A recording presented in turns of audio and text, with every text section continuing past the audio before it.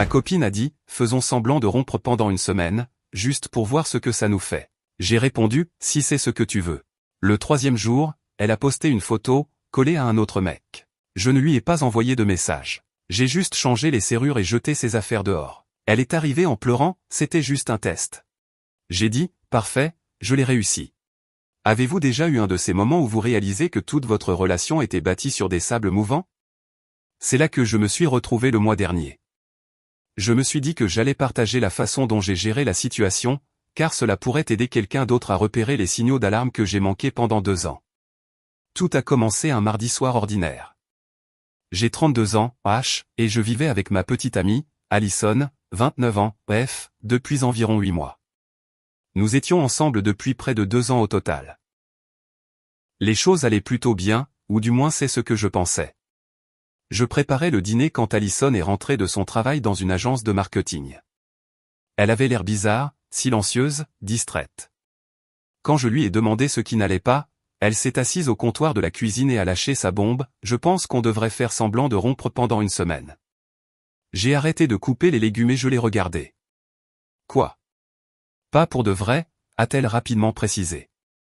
Juste une expérience, pour voir ce que ça nous fait d'être séparés. Pour être sûr que c'est toujours ce que nous voulons tous les deux. Ma première pensée a été qu'elle avait rencontré quelqu'un d'autre et qu'elle tâtait le terrain avant de prendre une décision. Mais j'ai gardé ça pour moi. D'où ça sort, ai-je demandé à la place. Elle m'a sorti un baratin sur son amie Megan qui avait fait la même chose avec son petit ami, et comment ça les avait rendus plus proches que jamais et leur avait rappelé pourquoi ils étaient tombés amoureux. Elle a dit que c'était comme un « bouton de réinitialisation » pour la relation. Je ne suis pas fan de ce genre de jeu, je ne l'ai jamais été. Mais Alison a insisté sur le fait que ce n'était pas un jeu, mais un « exercice de développement personnel ». Elle suivait une thérapie depuis peu, et je me suis demandé si c'était une nouvelle technique suggérée par son thérapeute, bien que ça me paraisse louche au possible. Après environ 20 minutes de discussion, j'ai compris qu'elle ne demandait pas vraiment mon avis, elle m'informait que ça allait se produire. Alors j'ai haussé les épaules et j'ai dit, si c'est ce que tu veux. Elle a semblé presque déçue de mon acceptation si facile. Peut-être s'attendait-elle à ce que je la supplie de ne pas le faire. Pas mon style. Nous avons établi les règles du jeu, pendant une semaine, nous agirions comme si nous n'étions plus ensemble. Pas d'appel, pas de texto, sauf pour la logistique de l'appartement. Elle resterait chez son amie Megan. Nous ferions le point après 7 jours. Elle a fait son sac ce soir-là et est partie chez Megan. L'appartement semblait étrange sans elle, mais pas forcément dans le mauvais sens du terme.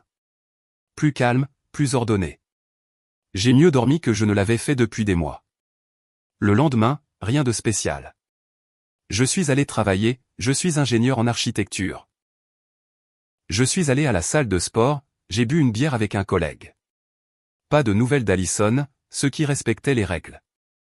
Je me suis rendu compte qu'elle ne me manquait pas vraiment, ce qui était une information en soi. Le deuxième jour était similaire.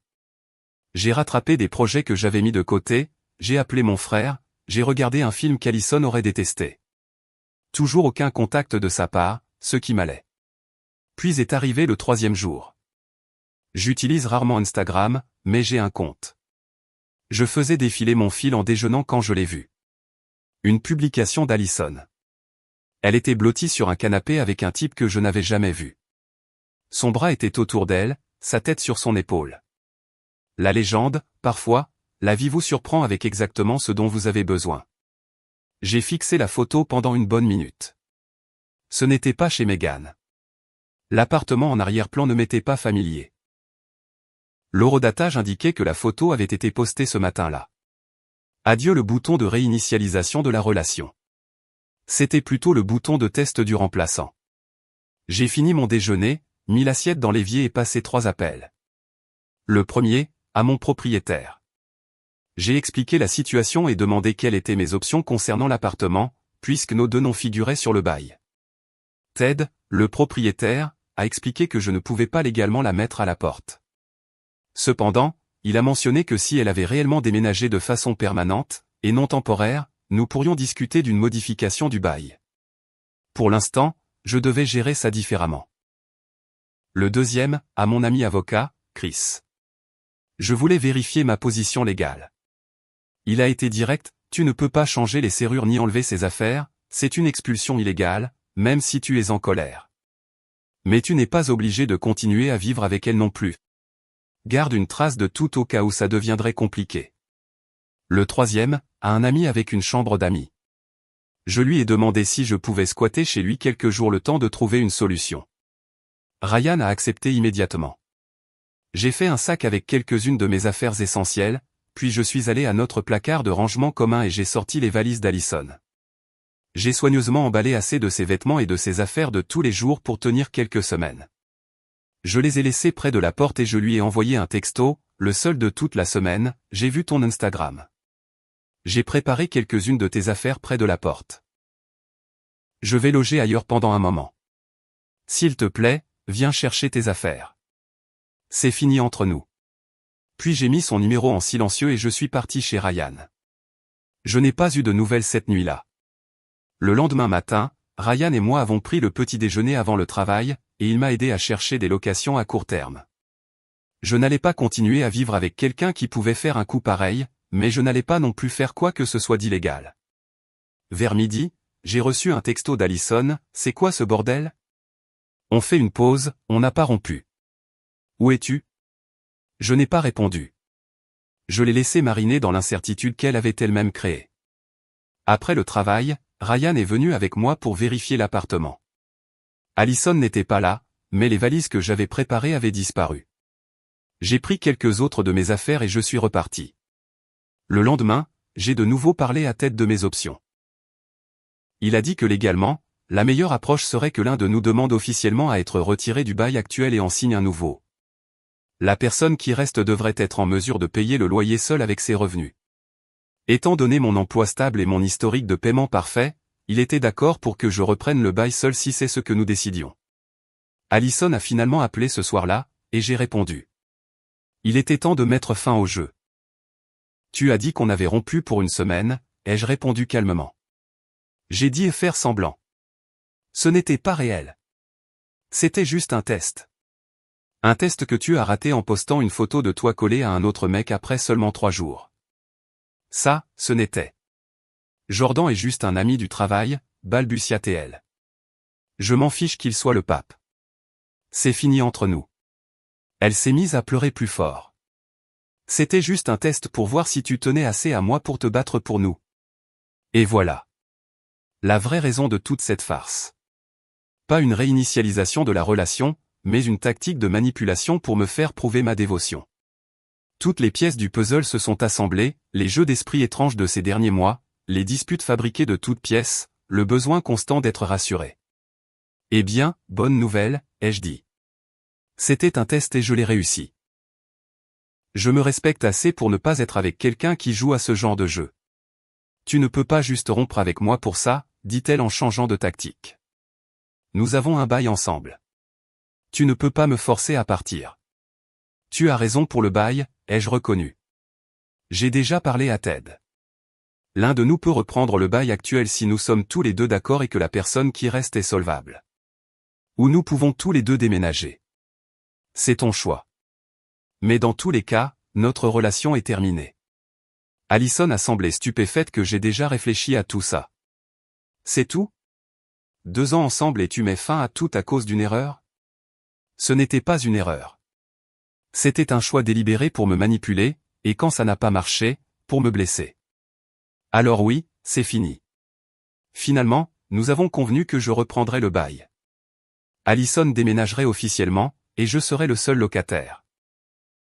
Ted a préparé les papiers le lendemain, et en une semaine, l'appartement était légalement le mien, et seulement le mien. Cela m'a coûté une caution supplémentaire et quelques frais, mais la rupture nette valait chaque centime. Les jours suivants, Allison est venue avec son amie Megan pour récupérer le reste de ses affaires pendant que je me faisais discret. J'avais tout documenté avec des photos avant son arrivée et après son départ pour m'assurer qu'il n'y ait aucun problème. Les jours suivants, les textos ont continué, oscillant sauvagement entre la rage et les supplications. Je n'ai répondu qu'aux questions pratiques, quand elle pouvait récupérer son courrier, les arrangements pour le bail, etc. Après environ une semaine, elle a semblé accepter que c'était fini. Puis est venue la campagne sur les réseaux sociaux. Des publications vagues sur la trahison et, Les hommes qui ne supportent pas les femmes fortes. Des amis communs ont commencé à appeler, demandant ce qui s'était passé. J'ai dit la vérité, simplement et sans fioriture. La plupart ont compris. Quelques-uns ont pris son parti. Je les ai laissés partir aussi. 2 semaines après le fameux test, j'ai croisé Jordan, le type de la photo Instagram, dans un café. Il m'a reconnu, a eu l'air mal à l'aise, puis s'est approché de ma table. « Écoute, mec, je veux juste que tu saches que je n'avais aucune idée qu'elle avait un petit ami. Elle m'a dit qu'elle était célibataire. Je l'ai cru. » Allison avait apparemment préparé le terrain avec lui depuis des semaines, bien avant sa proposition de « pause ». Il m'a montré des textos datant de près d'1 mois. Rien d'explicite, mais clairement de la drague. Il semblait être un type bien, pris dans sa toile. Je l'ai remercié pour son honnêteté et lui ai souhaité bonne chance. Cela fait maintenant environ 1 mois. Je suis toujours dans l'appartement, même si je déménagerai probablement à la fin du bail dans 2 mois. Trop de souvenirs. Je ne me précipite pas pour me remettre en couple. J'ai besoin de temps pour recalibrer mon radar après avoir manqué tant de signaux d'alarme avec Allison. Aux dernières nouvelles, elle n'est pas non plus avec Jordan. Selon des amis communs, il a pris ses distances après avoir appris toute l'histoire. Elle raconte à qui veut l'entendre que je suis le méchant qui a jeté une belle relation pour une petite erreur. Mais voici ce que je sais. Quiconque teste votre amour par une manipulation délibérée ne veut pas vraiment un partenaire. Il veut une possession, une marionnette, un accessoire dans son drame personnel. Et la vie est trop courte pour ces bêtises. Alors, si votre partenaire vous suggère un jour de faire semblant de rompre en guise de test, gagnez du temps et rendez la rupture réelle, sur le champ. Certains tests, on les réussit en tournant les talons. Mise à jour, 3 mois plus tard. Je n'avais pas prévu de faire une mise à jour, mais il y a eu des développements qui méritent d'être partagés. Premièrement, la situation de l'appartement s'est bien résolue. Après avoir finalisé le transfert du bail, Ted m'a proposé de changer pour un autre appartement dans l'immeuble 1T2 plus petit qui venait d'être rénové aussi je voulais un nouveau départ. Le loyer était en fait un peu moins cher, et j'ai pu échapper aux souvenirs sans avoir à chercher un tout nouvel endroit. J'ai emménagé le mois dernier avec un tout nouveau bail. La campagne d'Allison pour me faire passer pour le méchant s'est essoufflée au bout de 6 semaines environ. Il s'avère qu'elle a essayé la même routine de « faisons une pause » avec Jordan après qu'ils aient commencé à sortir ensemble. Il a reconnu la tactique de manipulation, ayant été de l'autre côté de la barrière juste avant, et a mis fin à leur relation immédiatement. Quand il a partagé cette histoire avec des amis communs, cela a anéanti toute sympathie pour sa version des faits. Le développement le plus intéressant est venu d'une source inattendue, l'ex-petit ami d'Allison, Eric. Il m'a contacté par l'intermédiaire d'un ami commun après avoir entendu ce qui s'était passé. Nous nous sommes retrouvés pour une bière, et il m'a raconté qu'elle lui avait fait des coups similaires tout au long de leur relation de 3 ans. La goutte d'eau qui a fait déborder le vase, c'est quand elle l'a testé en disant qu'elle prenait l'avion pour rendre visite à sa sœur, mais qu'elle s'était en fait enregistrée dans un hôtel en ville pour voir s'il la tromperait en la croyant absente. Quand il ne l'a pas fait, elle a été réellement déçue. Elle crée des problèmes pour se sentir importante, a expliqué Eric.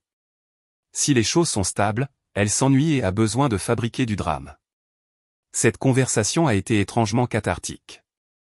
La confirmation que le problème n'était pas moi qui échouais à un test relationnel légitime, mais son besoin malsain de chaos émotionnel. Quant à moi, j'ai recommencé à fréquenter des gens, de manière décontractée. Rien de sérieux, juste pour me remettre dans le bain.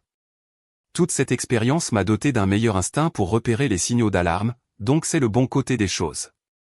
Oh, et le bail. Une fois la modification terminée et que j'étais le seul locataire de l'appartement d'origine, le transfert vers le nouvel appartement s'est fait sans problème. Allison a essayé de soutenir qu'elle devrait récupérer la moitié de ma caution, mais comme elle avait rompu le bail plus tôt, son choix, pas le mien, ces fonds ont servi à couvrir les frais de rupture de bail. Le bureau du propriétaire a tout géré de manière professionnelle. La dernière chose que j'ai entendue à propos d'Allison, c'est qu'elle prend du temps pour se concentrer sur elle-même. D'après ses réseaux sociaux, cela signifie poster des citations inspirantes sur le fait de connaître sa propre valeur et sur le fait que la bonne personne ne vous fera pas douter de son amour. L'ironie est presque poétique. Certains m'ont demandé si je regrettais d'avoir mis fin aux choses si brusquement au lieu d'essayer de régler le problème. Pas une seule seconde. Ce qu'Allison a fait n'était pas un moment d'égarement. C'était un test calculé pour voir quel niveau de manipulation je tolérerais. Découvrir que la réponse était « aucun » semble avoir été éducatif pour elle. Considérez cette affaire comme classée. Parfois, les personnes toxiques s'éliminent d'elles-mêmes.